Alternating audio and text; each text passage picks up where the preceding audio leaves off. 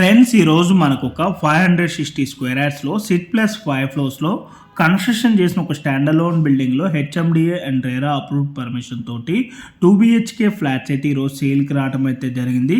మనకి అపార్ట్మెంట్లో వచ్చేసి ఈచ్ ఫ్లోర్కి 3 ఫ్లాట్స్ ఉంటాయి. టోటల్గా 15 ఫ్లాట్స్ అయితే ఉంటాయండి. మనకి ఇక్కడ ఫ్లాట్ సైజెస్ వచ్చేసి 1150 SFT అండ్ 1200 SFTలో ఈస్ట్ అండ్ నార్త్ ఫేసింగ్లో ఫ్లాట్స్ అయితే అవైలబుల్ ఉన్నాయి.